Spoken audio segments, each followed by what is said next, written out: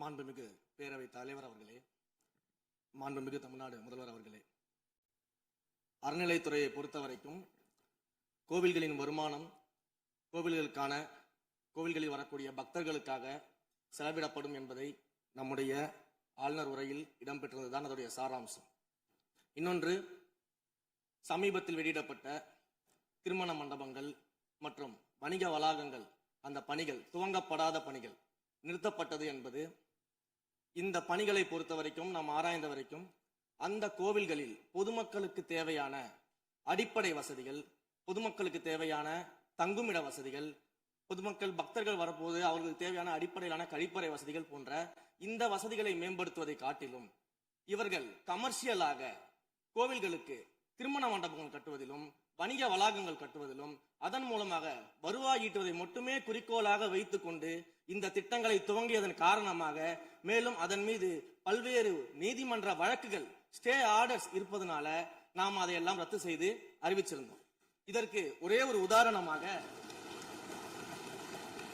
எந்த அளவிற்கு கோவில்களை கமர்ஷியலாக மாற்றுவதற்கு கடந்த ஆட்சி காலத்தில் முயற்சி செய்து கொண்டிருந்தார் என்பதற்காக ஒரே ஒரு சிறிய உதாரணத்தை மட்டும் சொல்லிடுறேன். அருள்மிகு குன்னூரில் இருக்கக்கூடிய அருள்மிகு விநாயகர் திருக்கோயில், ஏறத்தாழ அந்த கோயில்கள் இருந்து கோயில் நிதியை பயன்படுத்தி 10 கோடி ரூபாய்க்கு 10 கோடி ரூபாய் மதிப்பில ஒரு மல்டி லெவல் கார் பார்க்கிங் வசதியை அந்த கோயிலுக்கு ஏற்படுத்துவதற்கான திட்டத்தை இந்த அரசு அனுமதித்திருக்கிறது. இதற்கு முன்னால் இருந்தக்கூடிய அமைச்சர் அவர்கள் அதை அறிவித்திருக்கிறாங்க. அந்த கோயில்ல ஒட்டுமொத்தமாக மாதத்திற்கு வரக்கூடிய பக்தர்களின் எண்ணிக்கையே 500 தான் ஆவரேஜா. அதே போல அந்த கோவில்களுக்கு அடிப்படையில கழிப்பறை வசதி கூட கிடையாது. இது மட்டும் இல்ல, குன்னூர் மற்றும் உதகையை சுற்றி இருக்கக்கூடிய அனைத்து பகுதிகளிலும் இருக்கக்கூடிய 50 கோவில்கள்ல பேசிக்கா இருக்கக்கூடிய டாய்லெட் ஃபெசிலிட்டிஸ் கூட அங்க இருக்கக்கூடிய கோயில்களுக்கு கிடையாது. அப்படிப்பட்ட இடங்கள்ல கோயில் நிதியை பயன்படுத்தி எதற்காக மல்டி லெவல் கார் பார்க்கிங் தேவைப்படுது? அப்ப இது கமர்ஷியல் திட்டங்கள் இல்லையா? கோவில் நிதியை இப்படி கமர்ஷியலாக பயன்படுத்துவதற்கு எதிராக தான் நாம் இந்த திட்டங்களை எல்லாமே தடுத்து, இந்த திட்டங்கள் தேவையில்லை, அதற்கு பதிலாக நம்முடைய அரசாணையிலே வெளியிட்டிருக்கிறோம். மிக தெளிவாக கடைசி வரியை படித்து பார்த்தால் எல்லாருக்கும் தெரியும். இந்த கோவில் நிதியை பயன்படுத்தி கோவிலும் பக்தர்களும் பயன்பெறக்கூடிய வகையில மாற்று திட்டங்களை உருவாக்கும் வரியை நம்ம மென்ஷன் பண்ணியிருந்தோம். எந்த இடத்திலேயுமே மக்கள் பயன்படக்கூடிய கல்வி நிலையங்களையோ இல்ல இது போன்ற மருத்துவ வசதிகளையோ நாம செய்து தர மாட்டோம்னு சொல்லல. இன்னும் சொல்ல போனா, கடந்த 5 ஆண்டுகள்ல ஒன்றிய அரசின் நிதி உதவியோடு பழனியில பாத்தீங்கன்னா ஒரு சித்த மருத்துவமனை கட்டுவதற்கான நிதி உதவியை ஒன்றிய அரசு தருவதற்கு தயாராக இருந்தது. ஆனா கடந்த ஆட்சியில அந்த திட்டத்தை அப்படியே கிடப்புல போட்டுட்டு, கேட்டா ரெக்கரிங் செலவை எங்களால ஏத்துக்க முடியாது அப்படின்னு சொல்லி கிடப்புல போட்டு வச்சிருந்த இந்த திட்டத்தை நாம இன்றைக்கு கையில் எடுத்து அதை துவங்குவதற்கான ஆய்வில் இறங்கியிருக்கிறோம். அப்ப எந்த இடத்திலையுமே மக்கள் பயன்பெறக்கூடிய திட்டங்களை நாம தடுக்கவும் இல்லை, நாம யாருக்கும் பி டீமாக இருந்து வேலை செய்ய வேண்டிய அவசியமும் இல்லை. கோயில்களின் நிதியை ஒரு காலமும் கமர்ஷியலாக பயன்படுத்த வேண்டிய அவசியமும் மாண்புமிகு தமிழ்நாடு முதலமைச்சர் தலைமையிலான தமிழக வெற்றி கழகத்தின் ஆட்சிக்கு தேவையும் இல்லை. மாண்புமிகு உறுப்பினர் சேகர் பாபு. மாண்புமிகு பேரவைத் தலைவர் அவர்களே, இந்து சமய அறநிலைத்துறை கொடைகள் என்ற ஒரு சட்டம் இருக்கின்றது. அந்த சட்டத்தில் விதி 69 என்ற குறிப்பிடப்பட்டிருக்கின்ற அந்த பணிகள் சட்ட விதிகளுக்கு உட்பட்டு சட்டத்தின் 36 பிரிவிலிருந்து தான் இந்த பணிகள் மேற்கொள்ளப்பட்டன. குறிப்பாக ஏதோ அமைச்சரே முடிவு செய்து திருமண மண்டபங்களையும் வணிக வளாகங்களையும் ஏற்படுத்துவதற்கு உத்தரவிட்டதாக மாண்புமிகு அமைச்சர் அவர்கள் அவைக்கு உண்மைக்கு புறம்பான தகவலை தந்து கொண்டிருக்கின்றார். ஒவ்வொரு திட்டங்களும் அன்றைய காலகட்டத்தில் இருந்த சட்டப்பேரவை உறுப்பினர்களுடைய பரிந்துரையின் அடிப்படையில், சட்டப்பேரவை உறுப்பினர்கள் கேட்டுக்கொண்டதற்கு அடிப்படையில் தான் அனைத்து திட்டங்களும் அந்த காலகட்டங்களில் கொண்டு வரப்பட்டது. அதோடு மட்டுமல்ல, உறுப்பினர் அவர்கள் குறிப்பிட்டு கூறினார், குன்னூரிலே மல்டி லெவல் கார் பார்க்கிங் கொண்டு வரப்பட்டது என்று. அங்கே இருக்கின்ற 56 கோயில்களையும் நான் குன்னூரிலே 5 நாட்கள் ஊட்டியிலே முகாமிட்டு அனைத்து கோயில்களுக்கும் நேரடியாக சென்று ஆய்வு செய்தோம்.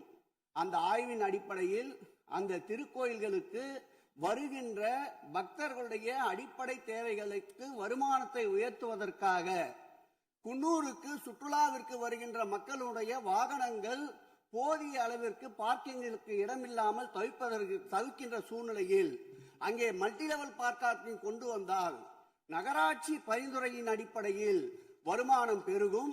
அந்த வருமானம் திருக்கோயில்களுடைய மேம்படுத்துகின்ற பணிகளுக்கு உதவும் என்பதற்காகத்தான் அந்த பணிகளை மேற்கொண்டோம் என்பதை மாண்புமிகு அமைச்சர் அவர்களுக்கு இப்போது யார்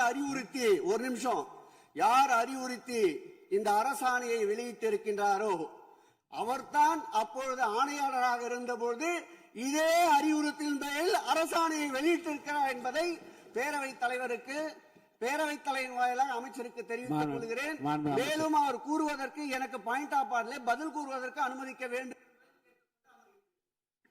மாண்புமிகு பேரவைத் தலைவர் அவர்களே, குன்னூரில் இருக்கக்கூடிய அந்த விநாயகர் கோயிலுக்கு சொந்தமான இடத்துல மல்டி லெவல் கார் பார்க்கிங் அமைப்பதற்கு ஏற்கனவே அங்க இருக்கக்கூடிய நகராட்சி நிர்வாகம் ப்ரப்போசல் வழங்கிய போது அந்த நகராட்சி நிர்வாகத்திடம் நம்முடைய நிலத்தை குத்தகைக்கு கொடுத்து அதன் மூலமாக இருக்கக்கூடிய வருவாயை வைத்துக் கொண்டு நாம் முடிந்த வரையில் நம்முடைய கோயில்களுக்கு தேவையான அடிப்படை வசதிகளை நாம் செய்து கொடுக்கலாம். ஆனால் கோயில் நிதியவே 10 கோடி எடுத்து அங்க மல்டி லெவல் கார் பார்க்கிங் எந்த விதமான பொதுமக்களும் பக்தர்களும் கேட்கல.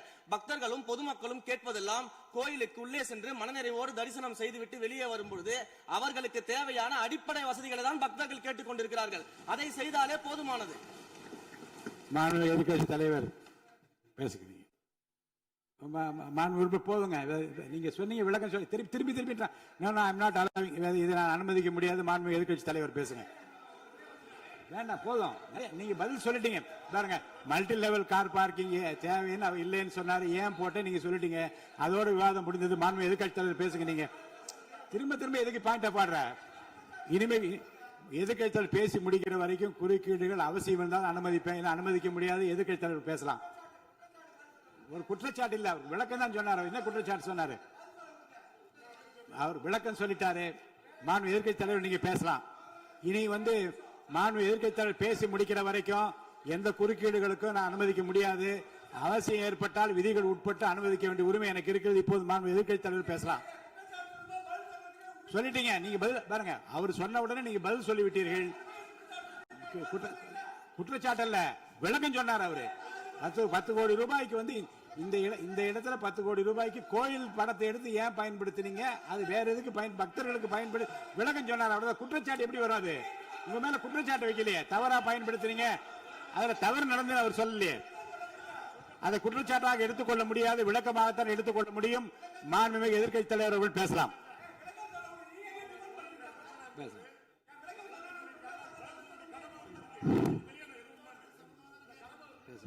அவை முன்னவர்.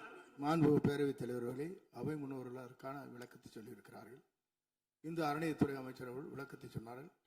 நீங்கள் அதற்கும் விளக்கத்தை கேட்டு பதிலளித்திருக்கிறீர்கள். மீண்டும் அவர் சொல்வதற்கெல்லாம் பதிலளிப்பதற்கு அவை நேரமில்லை. மாண்புமிகு எதிர்க்கட்சி தலைவர் அவர்கள். மாண்புமிகு பேரவைத் தலைவர்களே, முன்னாள் அமைச்சர் அறநிலையத்துறை அமைச்சர் அதற்கான சரியான விளக்கத்தை கொடுத்திருக்கிறார். இப்போ இருக்கக்கூடிய மாண்புமிகு அமைச்சர் அவர்களும் சில விளக்கங்களை கொடுத்திருக்கிறார். கார் பார்க்கிங் ஃபெசிலிட்டி என்பதும் ஒரு அத்தியாவசிய தேவைதான். அது ஒன்றும் தேவையில்லாத எல்லாருமே இப்போ கார் வச்சிருக்கிறாங்க. கோயிலுக்கு வரவங்க கார்லையும் தான் வருவாங்க. எனவே அதுவும் ஒரு தேவைப்படுகின்ற ஒரு வசதி தான். நான் கேட்டுக்கொள்வதெல்லாம், எங்களுடைய ஆட்சியில் அறநிலையத்துறை சார்பாக 4 கல்லூரிகளை திறந்திருக்கிறோம். ஆண்டுக்கு 1500 மாணவர்கள் படிச்சுட்டு இருக்கிறாங்க. அதெல்லாம் நீங்க தொடர போறீங்களா, இல்லை இந்த திட்டத்தை கைவிட போறீங்களா அப்படிங்கிறது தான் உங்களுடைய நிலைப்பாடு என்ன என்பதுதான்